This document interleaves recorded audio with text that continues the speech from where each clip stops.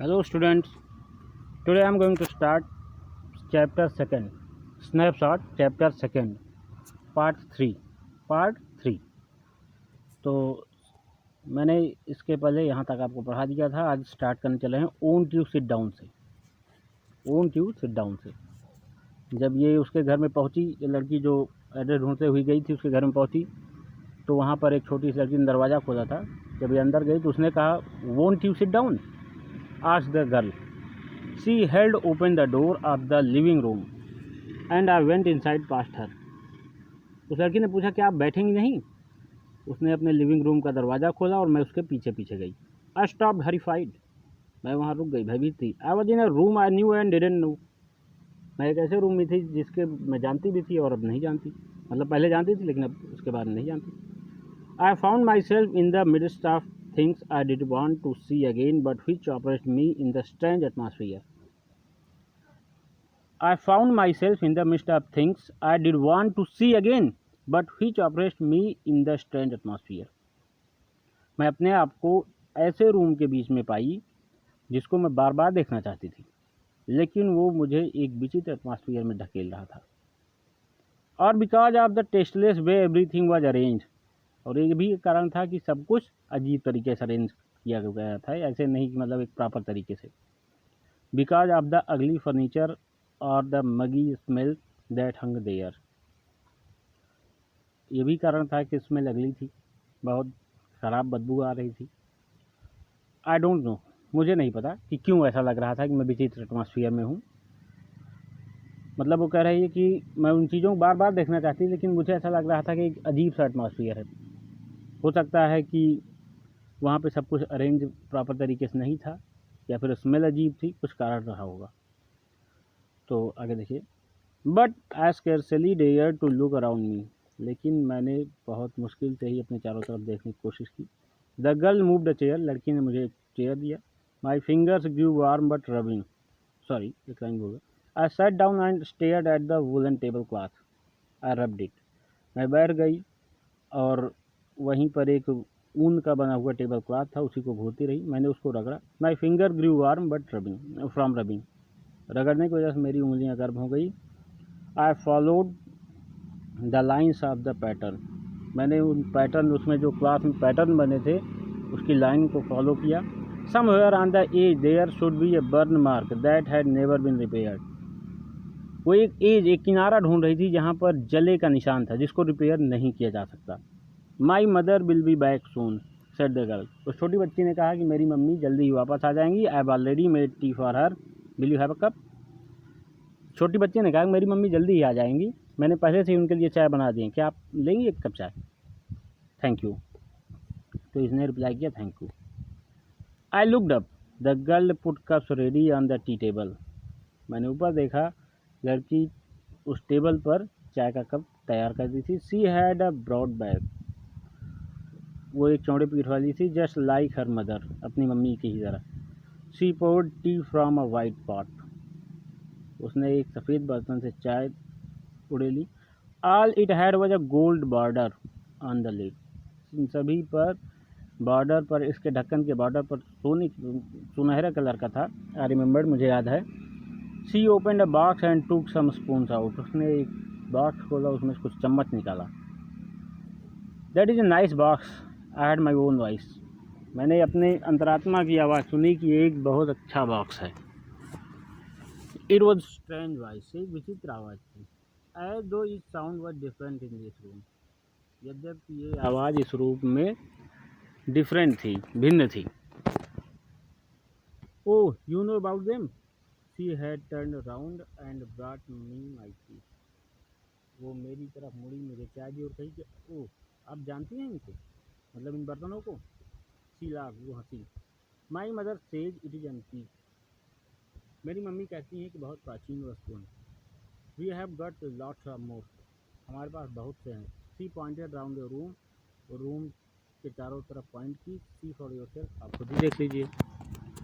I had no need to follow her hand, मुझे उसकी उंगलियों, उसके हाथ को फॉलो करने की ज़रूरत नहीं थी। I knew his things see meant, मैं जानती थी किस चीज़ की बात कर रही है। I just looked at the still life over the tea table, मैंने सिर्फ टी टेबल पर पड़ी हुई शांत चाय को देखा। As a child I had always fancied the apple on the pewter plate. मैं बचपन में छोटी सी थी तभी से मैं सोचती थी इस प्लेटों पर सेब की ख्वाब देखती थी। We use it for everything, हम हर चीज़ के लिए इसे यूज़ करते थे। सी साइड उसने कहा, उस छोटी बच्ची ने कहा कि हम हर चीज़ के लिए इसे यूज़ करते हैं। Once we even ate off the plates hanging there on the wall. एक बार जब हम इसमें खा लेते हैं फिर से वहीं पे दीवार पर टांग देते हैं। I wanted to so much, मैं इसे बहुत चाहती हूँ। But it was not anything special, लेकिन इसमें कुछ खास नहीं। I had found the burn mark on the table cloth. The girl looked questioningly at me. मैंने उस टेबल क्लॉथ पे वो जला निशान ढूंढ लिया। वो लड़की प्रश्नवाचक नज़रों से मुझे देख रही थी। येस आई सेड, मैंने कहा हाँ। You get so used to touching all the lovely thing in the house, you hardly look at them any more. You get so used to touching, आप उन सभी चीज़ों को टच कर रही हैं और मुश्किल से ही कुछ और इधर उधर देख रही हैं, सिर्फ उसी चीज़ को देख रही हैं। You only notice when something is missing because it had to be repaired or because you have lent it. For example, ये क्या आ गया? Wait, sorry for disturbance.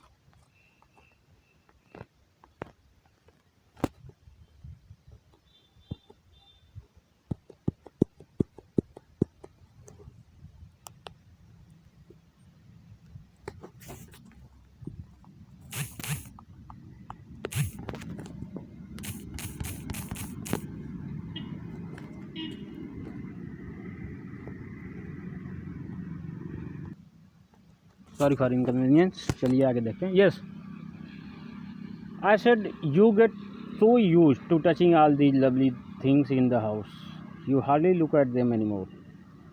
इस लड़की ने कहा कि हाँ इस लड़की ने कहा कि हाँ तुम इसको हमेशा यूज़ करती हो, इस घर में हमेशा इसको टच करती रहती हो और इसकी देखभाल नहीं करती हो, मुश्किल से। You only notice when something, तुम तभी ध्यान देती हो जब कुछ गायब रहता है, क्योंकि इसको रिपेयर कराना है और आपने इसको लिया है उदाहरण के तौर पे। Again I heard the unnatural sound of my voice and I went on. I remember my mother once asked me if I would help her polish the silver. It was a very long time ago and I was probably bored that day, or perhaps I had to stay at home because I was ill. मैंने फिर से अपनी वही unnatural आवाज़, अपने अंतरात्मा की आवाज़ सुनी। एंड आई बेंट ऑन, और मैं जारी रखी। मुझे याद है मेरी माता जी ने एक बार मुझसे कहा था क्या वो इस पर सिल्वर पॉलिश करने में मदद करेंगी, और ये बहुत लंबे समय पहले की बात है। शायद मैं घर पर बैठे बैठे बोर हो रही थी या फिर मैं घर पर ही रुकी थी क्योंकि मैं बीमार थी। I she had never asked me before, और उन्होंने इस तरह मुझसे इसके पहले कभी नहीं पूछा था। I asked her which silver she means and she replied. मैंने उनसे पूछा कौन सिल्वर की बात आप कर रहे हैं, उन्होंने उत्तर दिया surprise that it was the spoon fork and knife. आश्चर्यजनक बात है, ये चम्मच, कांटे, चाकू, ऑफ कोर्स यही सब था। And that was the strange thing, I didn't know the cutlery we ate off every day was silver. और सबसे स्ट्रेंज चीज़ ये थी कि मुझे नहीं पता था जिस कटलरी में हम लोग रोज़ खाते हैं वो सिल्वर का। द गर्ल लाफ्ड अगेन, उस लड़की ने फिर से हंसा, वो छोटी बच्ची और फिर हंसी। I bet you don't know it is either, उसने कहा मैं शर्त लगा सकती हूँ कि आपको ये नहीं पता है। I looked intently at her, मैं उसको ध्यान से देखी। व्हाट वी ईट विद, हम क्या खाते हैं इसमें, सी आर, उसने पूछा। वेल डू नो, ठीक है क्या आपको पता है, सी स्टेटेड, वो थोड़ा संकोच की। She walk to the side board and wanted to open a drawer. I will look, it's in here. वो साइड बोर्ड की तरफ गई, वो एक ड्रॉवर खोलना चाहती थी। आई विल लुक, मैं देखूंगी, इट इज़ इन हेयर, ये यहीं पे है। आई जम्प्ड अप, मैं उछल गई। I was forgetting the time, मैं समय भूल रही थी। I must catch my train, मुझे हर हाल में अपनी ट्रेन पकड़ना है। She had her hand on the drawer, don't you want to wait for my mother. वो ड्रावर पर हाथ रखी थी तो उसने पूछा क्या आप मेरी मम्मी का इंतज़ार नहीं करेंगी। तो नो आई मस्ट गो, मैंने कहा नहीं, मुझे जाना है। I walk to the door, मैं दरवाजे तक गई। The girl pulled the drawer open, लड़की ने उस ड्रावर को खींचा। I can find my own way, अपना रास्ता खुद पा सकते हैं। I walk down the passage, I heard the jingling of spoon and forks, मैं जैसे ही पैसे से गुजरी मैंने चम्मचों और कांटों की खनखनाने की आवाज़ सुनी। At the corner of the road I looked up at the name plate, road के कॉर्नर पर जाकर मैंने नेम प्लेट देखा। मार्कोनी स्ट्रीट इट साइड, इसमें लिखा था Marconi street. I had been at number 46, मैं 46 नंबर पर ही गई थी। द एड्रेस वॉज करेक्ट, इसका मतलब वो एड्रेस करेक्ट था।